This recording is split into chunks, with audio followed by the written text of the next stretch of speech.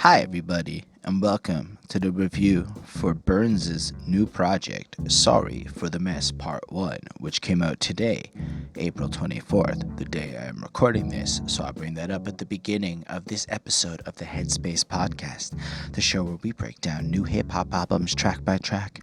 My name is Holden Stephan Roy, and I will be the host guiding you through this review of Bernz's new project here, Sorry for the Mess. And before we get into it, this review may be a little bit of a mess. Allow me to elaborate. Story time, if you will. Earlier today, between 3 and 5, at my company, we hosted a virtual party. There were about 8 of us just jamming, sharing music, good times. But I may have purchased a certain product containing a certain chemical substance that's being legalized all over, and in an oil variety. Consumed a copious amount of it by accident because I did a little chug, meaning for a little bit, and a lot happened. A lot. Now, I'm no stranger to the podcast. I will probably never admit this very often, but I've done 2 of them without, let's say, the consumption of it. Okay, it's not that I'm trying to advocate, it's just I'm no stranger to it, but I'm a little bit feeling it. So allow me to elaborate what happened. It kicked in after my call was done with the colleagues, so thank goodness. I was gone for like an hour, just like my mind was out of it. So what did I do? I looked up, it's Chris, I wanted him to drop the review today. I want to take the weekend off. I'm on vacation now. And he couldn't get it done on time because Ismail Gadamsi, our dope-ass patron, recommended something. He's going to get that done. It'll be great. Me, I was like, what? No video today? Because, when you're a little bit out of it, your priorities kind of get rearranged a little bit. Because I was originally thinking supper. Then I saw that Bernz over here. And I like Bernz because Mayday, I know who they are. We reviewed them before. I've been a fan for a minute. And I said to myself, it's 11 minutes. I can review this and get that out today. And then my beautiful counterpart was like, are you sure? You're kind of whatever. I swear, I reviewed the album. I may have had this little mobile game open for a while. I listened to it a whole bunch of times. And then I actually did something different because I was feeling hella like a little not ready to record yet. I listened to some of the older stuff just to get an idea of the comparison between them, so that was cool. But this is off. I'm just confessing because it's gonna be a weird one on my end. I'm a little loopy. But basically, I'm a huge fan of what Mayday does. Strange music and I have a strange relationship, we can call it. I highly respect the talent. I think Seven as a producer was thinking about it.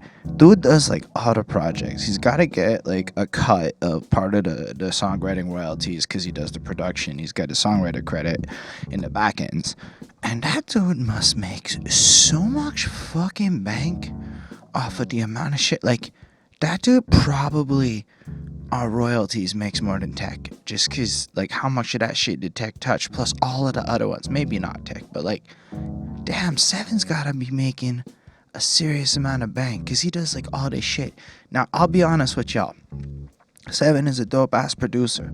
We'll talk about him along the way because Seven is versatile, and it's crazy how he's just there. Like, I just imagine he's at the point where he just opens up his computer, goes beepity boop boop boop boop boop, and he's got so many flows and understandings in his mind at this point. Because it's like a decade now that he's just been like this machine popping off album after album every year. Wow, I'm just stunned. So let's give our kudos to Seven here. I told you it's gonna be a weird one. But Mayday, I can't say I was as big a fan of. I know we did the last project, and I know that I was a bit like, I was being a little bit mean to Bernz, as opposed to like I was just being kind of nice to recognize I think it is, because I'm kind of biased to the flow or whatever. But I kind of came into this project with, I am a little bit stoned, so maybe I should just review the album and shut the fuck up with my preconception. So that's kind of what happened. I jumped into it with 0 thoughts. Oh, we can just comment real quick on, it's a part 1. This is clearly the Strange Music album release strategy, which again, the homeboy Ismail Gadamsi called out in the comment section, pointing out that they effectively can double and triple down on like the views, right? So they keep their name in the buzz more. They get constant releases. They keep getting spins, right? And technically, like, let's say for the track In My Mind, let's say he puts it out now. and he puts it out again on the album.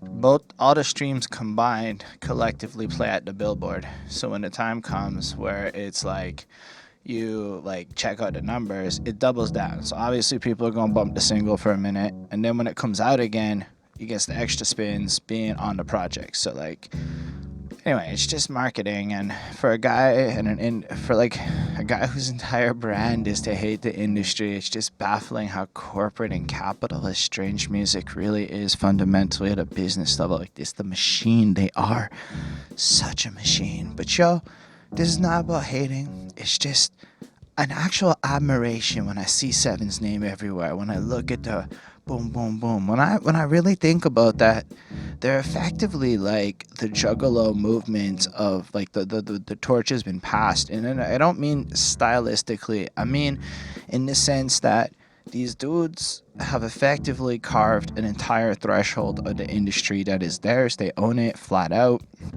And we did it on their own.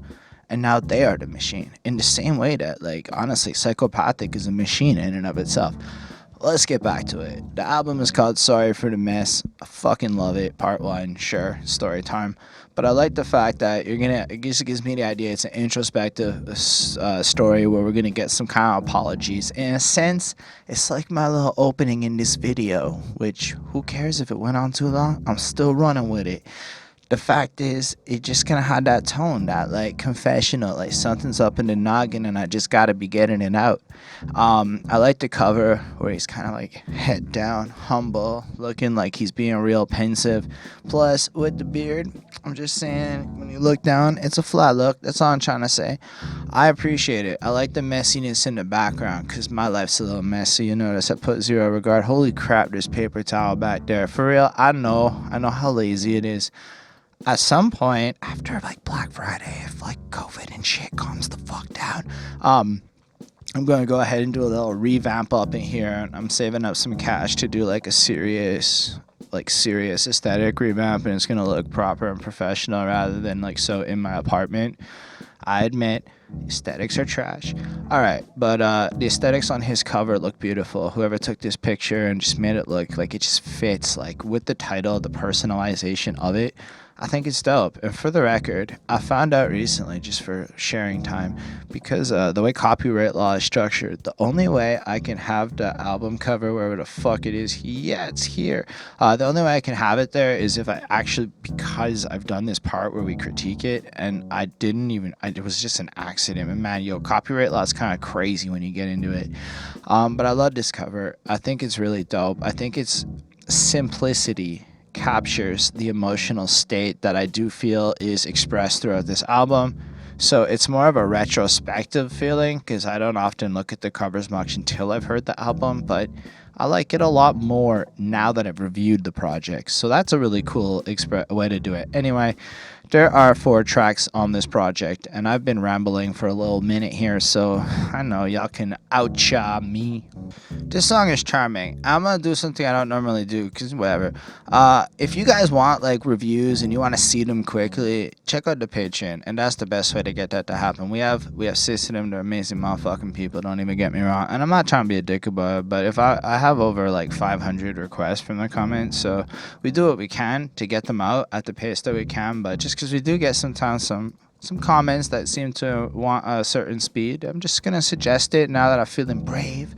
So just check it out if you really support what this is. Meanwhile, I'm gonna break into the track right now because that beat is particularly like banging, like instantly you just want to move to it. And I want to comment on how Seven it captures this flow and this groove throughout it. Yes, it's pop and polish, and that seems to be what's happening in the world over here. Yes, it's shiny and glassy, but it's a kind of shiny and glassy that makes me just kind of want to move and get in touch with it all. And so I feel like if I had, the lady friend up in here, we might go a little freaky, there's something like this going on. So it completely captures that vibe, and I suppose I was just in the mood for that. So it hit in smooth and absolutely proper.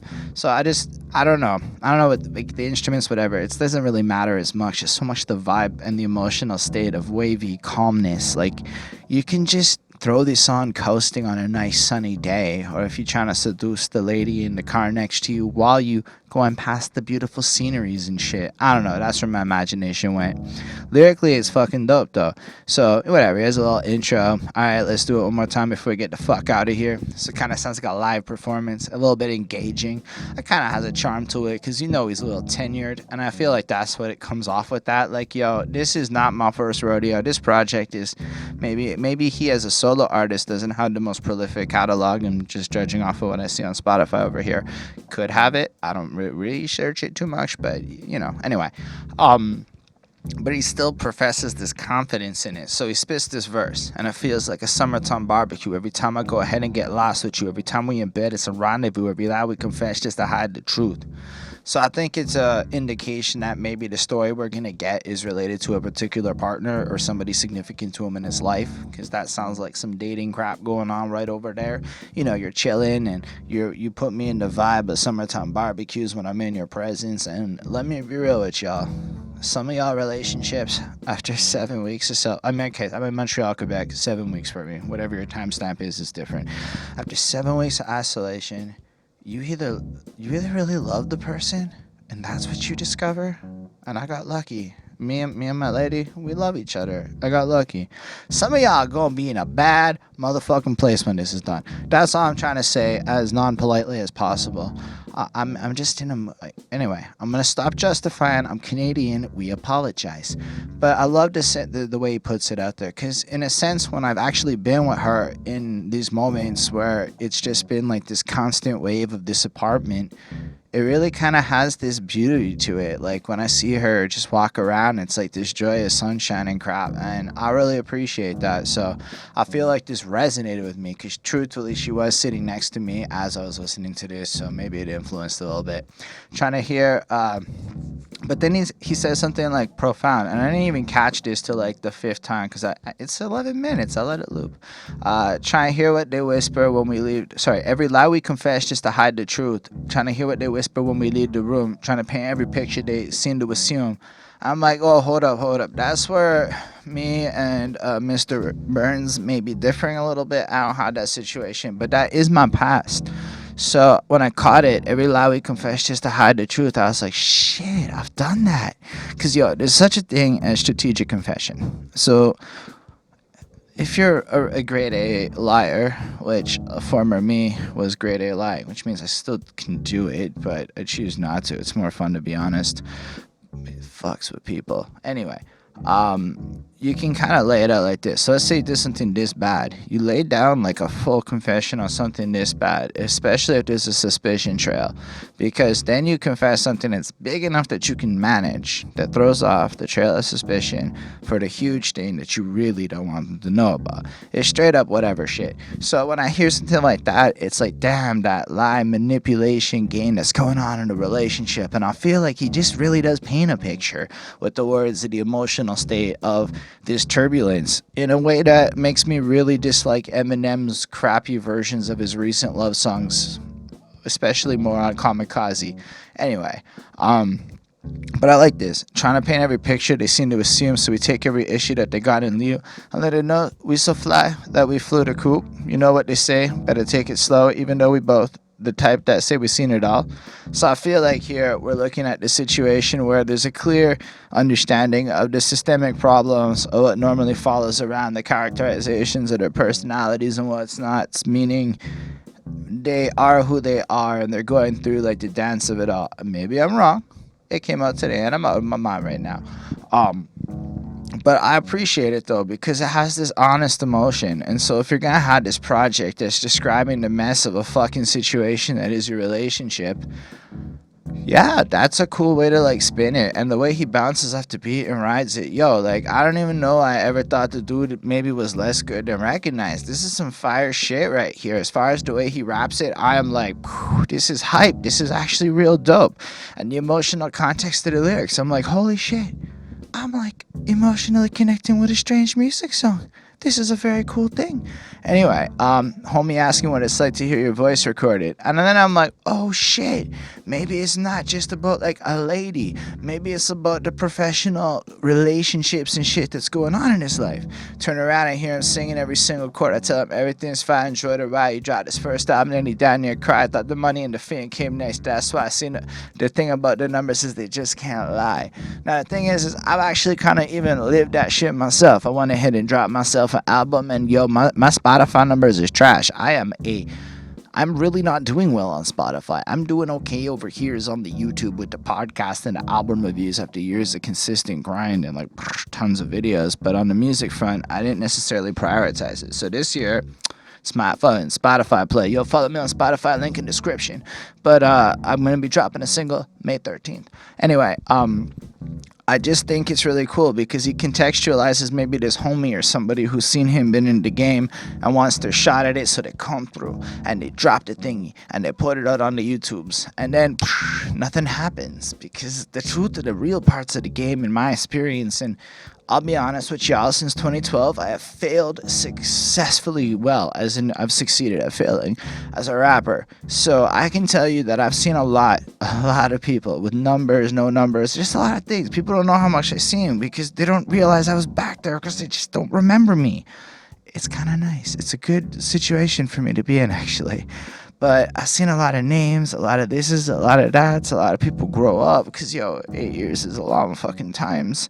But when I see this, it's like I've actually seen that particular thing that he's capturing here play out, where people had these ideas and visions and they conceptualize these things and they hype up entire things in their minds, and then they proceed to put the plan into place, but they forget about the one detail that I believe most people who are aspirational forget, where I believe maybe there's a differential, is they don't realize how many talented people they are. Like, look, I don't even think I'm that good at being this podcaster person. I think I'm one of the best at being real with y'all.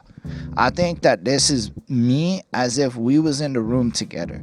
And if that's the scale of something you're interested in, I might actually have a chance at competing in that department. I make shit videos. My podcasting, I'm just bored, so I wanted to talk to people about hip-hop and shit, because nobody fucking wanted to in my real life. So like, this is really just a secret way to kind of like make friends and connect with people. It's not really about numbers. I actually do pretty decent at work, and on straight corporate path, I'm set for life. And then if this shit works out, I'm set for life. So like, I'm in no rush and I'm comfortable. I love the idea of patrons because it makes my corporate people like take me seriously and has helped me actually get promoted. So in that regard, it's been wonderful. But I mean, I got kind of distracted there. I guess what I'm trying to say is I'm in this for the passion, and it failed in the sense that I'm aware that there are a lot of people better than me, but a lot of these other people out there that I've encountered are not necessarily aware of the scale of grandeur, because not many people are interested in technology and big data. But when you look at it, I live in Montreal, Quebec, and we have a list that has at least 800 English, maybe a few French rappers. But if me and the people I've discussed it with have ballparked that there are approximately 2,000 rappers in Montreal. Montreal has a population of 1.8 million people, split between two big languages. So the English pool is about 500,000 people, tops. And that means within 500,000 people inside of my city, which has events every day of the week, there are maybe, 800 English rappers. Like, when you really consider that, I could drop the illest shit right now. That's not going to be the thing that makes me pop. It's going to be a smart strategic play through effective marketing and building up a fan base and blah, blah, blah, all the things you're supposed to do.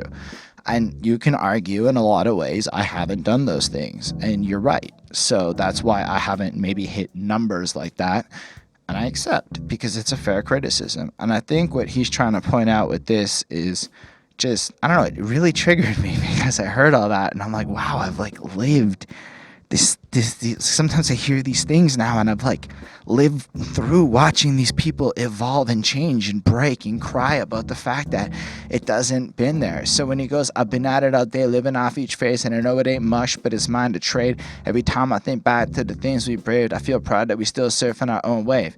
And you know what? Maybe it's at like the motherfucking smallest of scales, but since 2013, my dude Matt and I have been making music together, and we're working on our third album, man.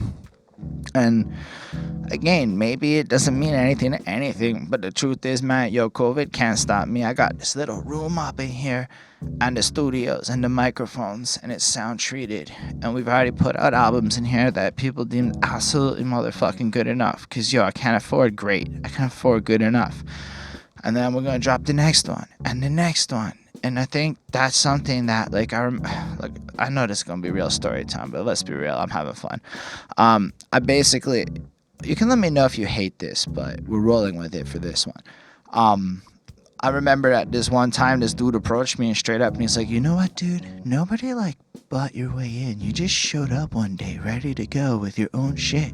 And that stuck with me because I didn't realize that that's not how people approach it. I didn't realize that so many of my peers in this were just kind of brought in through other people. And I don't want to name names, but maybe like in a sense in my life, I can kind of relate to the fact that not everyone shares the same kind of driving force that exists within my fucking soul. I failed miserably, but alas, I'm 3.5 years deep and consistently running fucking strong on this channel. Just under, it's like more like 3 years and 5 months. And am I winning? I don't know, but I've learned so much that I feel like I'm enough to like be able to have such a stupidly lengthy conversation on such a short song, just because hearing the content has me experiencing so much. I don't know. I feel like this song really did connect with me well. And then I feel like the song kind of morphs into kind of flipping into he's out there, he's doing it, he's grinding, and so am I. I don't care if it takes me a decade. I can do this till the day I die, and I'm gonna fucking keep doing it because it's a lifestyle to me, man. I am a more interesting human being because I can walk into a room and be like, I podcast, I make music, I have a full-time job, I have a girlfriend.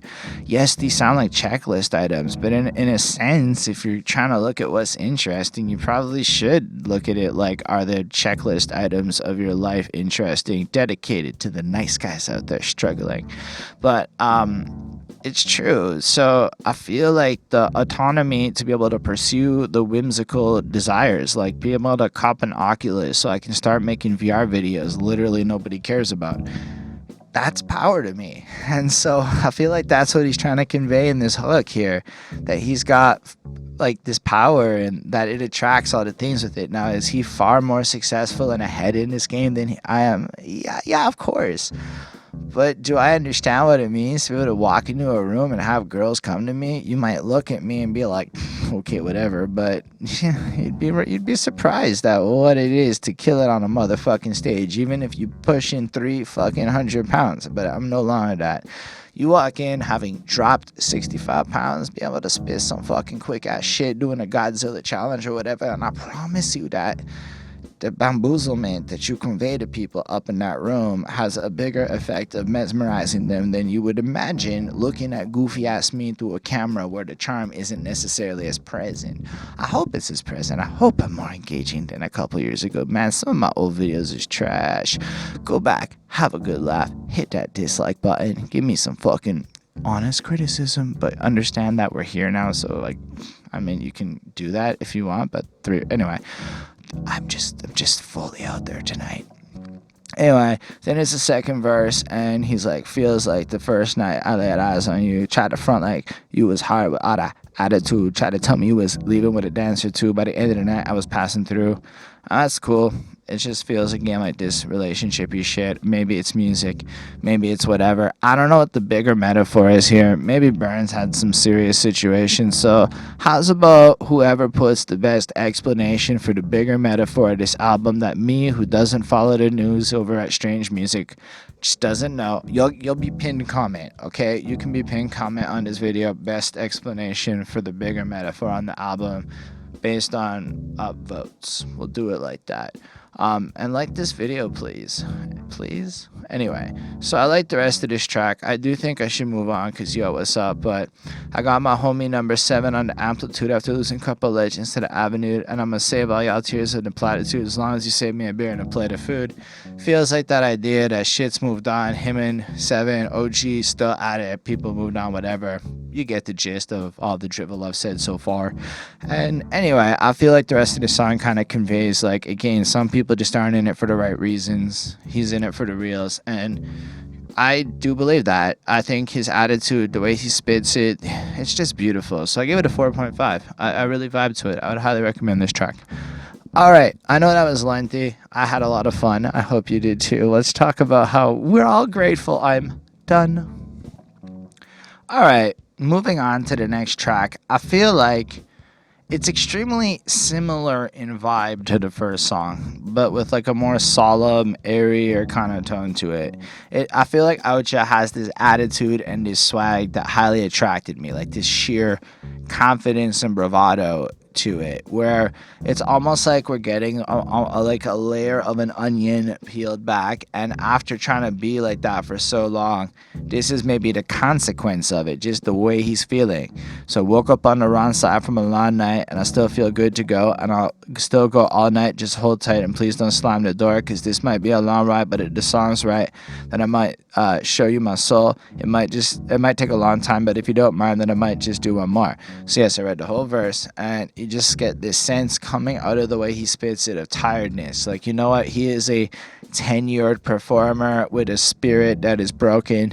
And I also get the feeling that maybe Bernz is not feeling as appreciated as he deserves to be. And listening to this, I'm going, yeah, I agree with Bernz. I actually really like him. As far as, let's say, the slew of Tech 9 and strange music rappers I've encountered, I enjoy the fact that he relies on style and flair and actually spitting some emotionally raw content over the flippity-dippity-doops kind of stuff that we often might get or come to think of. So I really I'm enjoying the vibe of this. Like, whatever I may not feel, but like, I'll get this a 4.25. I feel like it's a little bit less good. I'm gonna still go through the rest of the track, but with that, I actually could see myself throwing on this whole project in certain atmospheres and vibes with people, especially like my girlfriend's really into moods, like summer vibes. And I feel like this has a crossover for us. She can feel the airiness and I can get off on the emo shit.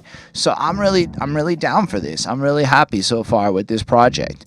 But you get the sense that he's going to go in and an almost jaded view of the repetitiveness and his ability and confidence to come through and strike out and be that performer that you needed to be. And maybe at this time, at this moment, you'll hear that connection through that one song that converts you. So I'll give it to you, Bernz. For you and me, that happened with Outchea. When I heard it, when I was out of my mind on some oil. So that was cool. You weren't there for it, but it happened today. So I thought that was dope because I guess I had that experience with Bernz, so it was pretty cool. But then I like that no matter what it is, it's almost like he's going to get drawn back to it. But then the chorus drops in, because I ain't done, feels like the end, feels like the end, I ain't done, I'm going to do it again, etc., etc. But he plays up in a part of drinking, like, I ain't done drinking, I'm going to keep going hard.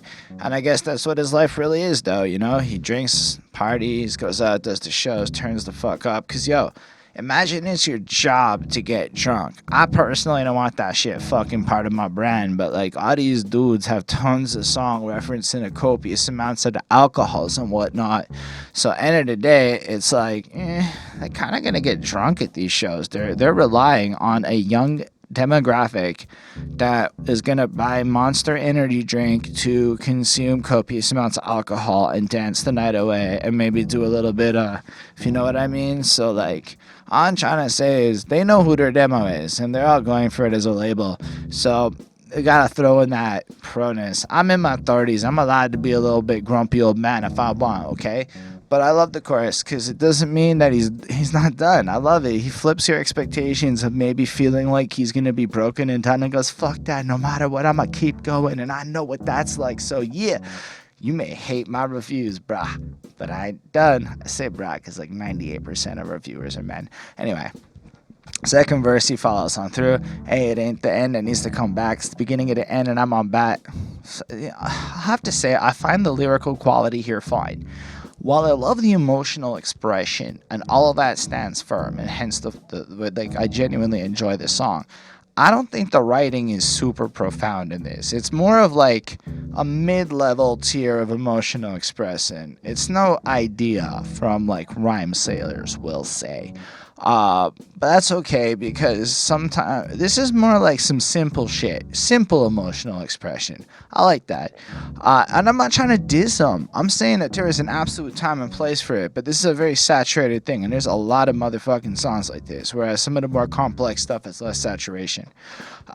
Anyway, that's how I get it. Never fit into the format. Like, let's be real. 1,000 rappers have said that exact fucking bar. I don't even know it, but if we go Google it, like, maybe this is a project I'll take on in the back end, looking into like actual bars that I can actually pull up a document and be like, nah, check it. This exact bar appears 17,000 times across Genius. I'm gonna look into that shit because for real, like, that's how I get it. Never fit into the format. So how they try it, all I get is a callback.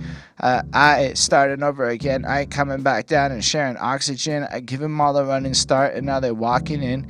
Yo, if I just copied and pasted this, I'm like, whatever, and I said, check it out. Who wrote this? Y'all aren't coming back to me and saying Bernz wrote this. Just blind test, never heard of the track. You could put a lot of names to it. And I love the way how Bernz delivers it. And I think it's really proficient. But I don't necessarily think it stands out. So if y'all hate and dislike, that's totally fine. But I love the first song. I feel like from that point on, it's a less good version of the first song on a vibe that moves on, maybe. So in the first one, it's like, I'm super real. The second one's, it's painful. I'm losing friends. There's lots of bad shit that's happening here in the second verse. He's not done. There's a third verse. Hey, we're going until they turn the lights off, and they're going to kick us out to our vibes gone. She want to get a little feel, a little Python. Like, come on. None of this is, like, substantial. It's just more of a... It's like almost like a paint by numbers concept for what it is.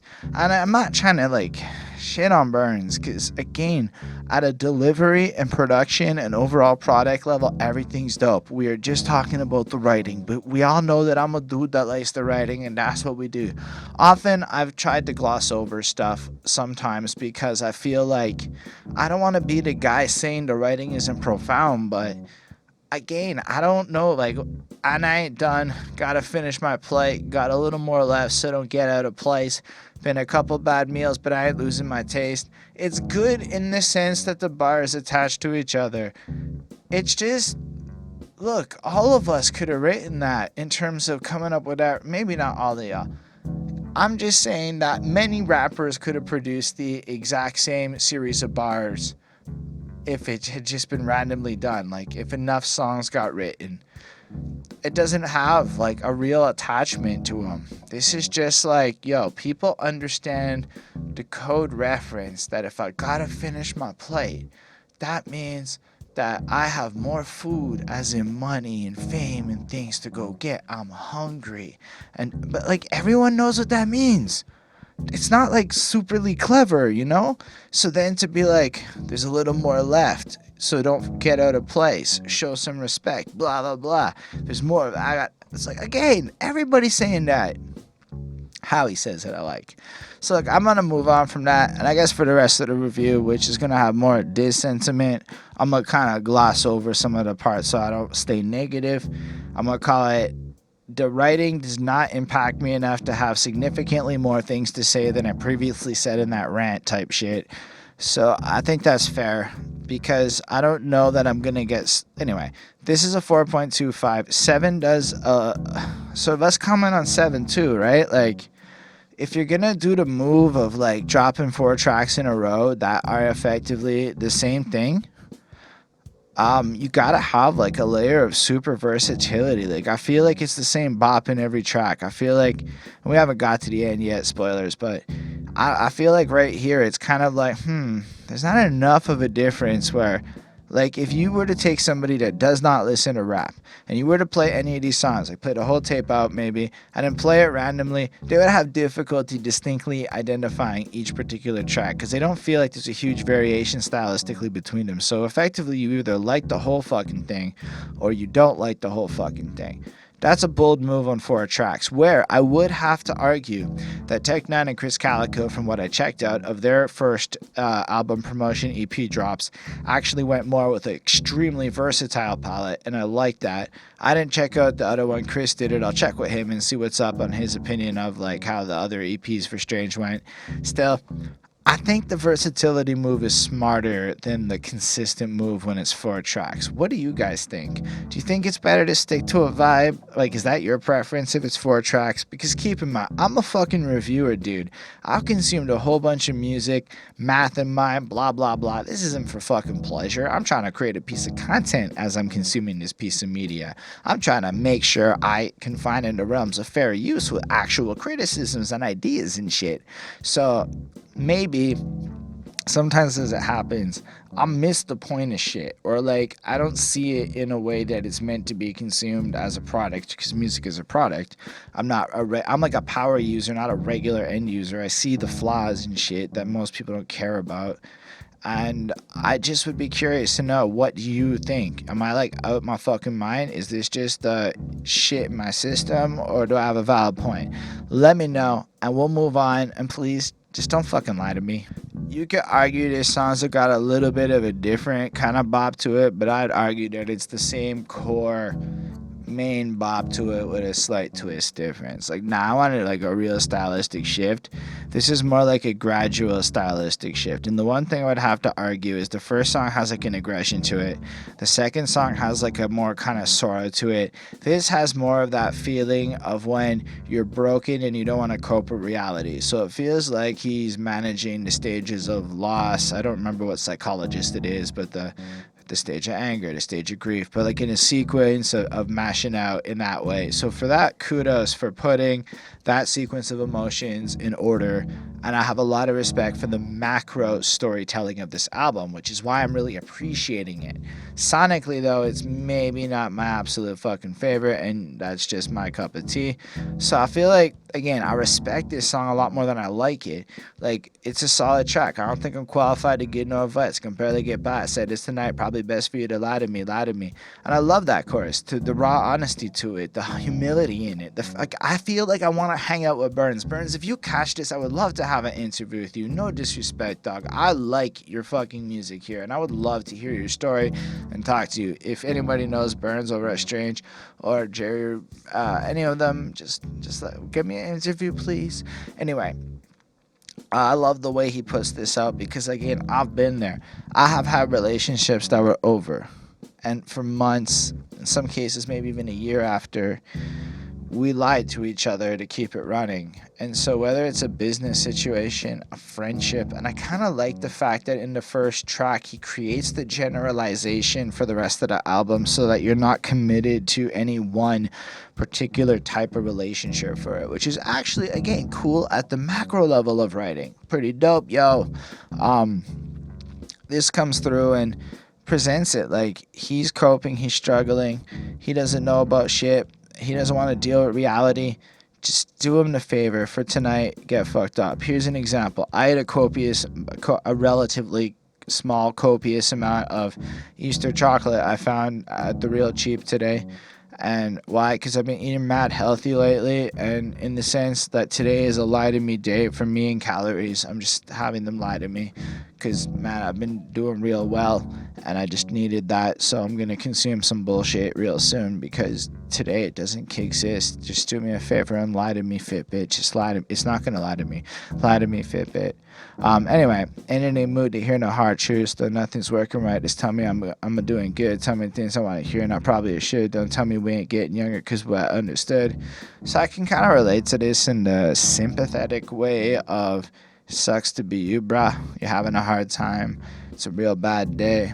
I mean, I guess just everyone's having a hard time now, so it's more the timing of this song that makes it a little harder to care about than the value of this song, because in more pleasant times, when sorrow is more relatively calm, the impact of this track would probably be more significant to me. But now it just kind of sounds a little whiny in the context of millions of gajillions of people getting unemployed and shit. And I'm like, I just don't care about you having to cope with it. But again, that's just me in the today and now. Because in the generality, it's actually really well done. It's, again, lacking maybe that distinction, but it has the high quality of value and writing. So it's extremely well written, generically emo shit that's delivered with a way that makes me appreciate like Bernz. What he brings to the table, I think, with his voice makes up for everything else and makes me like completely okay with how he writes. And that's cool for me because I like that. I like that a lot. I like the way this whole verse comes out. Don't have a lot more to comment on it because the truth is, it's just kind of what it is. Bernz is emotionally spitting it out. Life ain't simple. The second verse, same kind of shit. Doesn't really bring anything new to the table for me. Overall, the song's pretty generic, but a great generic jam. So like I would say for the particular vibe, the more guitar-y, the kind of changed up rhythms, maybe it's worth checking out. Cause like, yo, if that's the one that hits you in the earworm kind of way and is your favorite, go for it. Bernz deserves the spins either way. I have it a 4.25 because it's well-made generic shit. And yeah, I think that in the scale of my grading, if we want to talk about that, I really rate that a 1 is like the Dr. Dre porno skits. It's appalling. It's just, fuck, why am I listening to this? A 2 is the shit fucking annoys me in a bad way. A 3 is I don't really feel anything for this. What the fuck? Isn't this music? A 4 is it's a good song. And maybe I have low standards for a good song. And then we get into like the real grades. So take that as you will. 4.25 because against all music and all things I've ever heard, I would call this that. Anyway, that's cool. I grade higher than everybody else in my mind. I feel like this is the expectedly generic, satisfying conclusion. This whole thing is like watching a Netflix show. It's exactly what you expect it's going to be with the exception of like a couple. So Outchea is like one of the couples that was like stellar. But like honestly, this whole album felt like very from the second it went through it. And I don't really think it's Bernz. I think it's a lot more the production. I'm going to put this one on 7. I don't really understand how we're getting 4 beats that are, again, like it's all the same. So then of course Bernz is gonna come off kind of all the same because everything about this whole project sonically is just samey. So it's well done samey. I am not the right person for it per se. I got my Outchea and I'm out. Yeah, you get it? Anyway, so when I'm finally all alone, talk to people who ain't there, conversations with myself ain't never been something that's right. Yo, why are all the strange music guys like this? Why does all the strange music guys have to like be mentally unstable and fucking like? Why can't these dudes just be like, yo, I'm in my late 30s, bruh. I sit here and I'm capable. I got employment though, and I'm able to pay bills, and I got no cable cause the internet makes it all free, and I'm able to go out and make some money, legal, pay them taxes, and I stay out of jail and shit. And granted, I got a fuck ton of privilege, but the truth is there's other ways of life than having to indulge in this type. I don't even know why I started doing that, but like this is just like there's so many other fucking things to talk about, and I feel like so often in strange music I'm forced to be like, okay, emotionally broken, etc. And I get it, teenagers feel this way, rock guys do it too, but these are like really grown men, so it's kind of like I get it, but where's the music for like 32-year-olds? I don't know, maybe I'm just asking for something that I'll not get due to top level marketing. But then I would say, alright, the Rugged Man just dropped this stellar project, so I mean, that's dope. Maybe Bernz should bump that shit and be inspired, dump out of Strange, go do some independent shit. I don't know. Anyway, stuck in my mind, son, don't be crying. I mean, imagine he's trapped and like literally contractually obliged to produce this shit this way, gun to his head type shit, because I don't know, it's the only way to maintain the life and the money. I imagine it must be like an addiction. I don't know. I don't know if I'd ever want that. I feel like Rhyme Sayers is the only people I'd ever want to sign to personally, or Griselda, but there's like no fucking way Griselda would ever take me. But if they would, I'd do it in a second. Because how preposterous. Maybe it's preposterous enough to impress them enough to try it. And I'll spit some corporate shit. I don't know. See how it goes. I could be the consigliere of the squad. Someone troll my mind. Someone troll my mind. Don't know where to start. Don't know how to try. I've been on the move I don't know. I just don't care. I'll be honest. Used to get my drugs from the homie, but now they from the drugstore by the crib. Okay, it's legal fucking everywhere. Whatever. I don't know. I just don't know what there is to care about in this song. So in the same way that I feel like here's the thing. It gives me a sense of closure. I feel like everything about this is so well made. And music is just so well made lately. It's so easy to make well made music that it taps back to that earlier rant I gave kind of about the talent level of everybody. All this shit just sounds great to me. But in a way that it's so interchangeable. Maybe I should be grading these things lower. But yo, you guys haven't maybe heard the local that I have heard.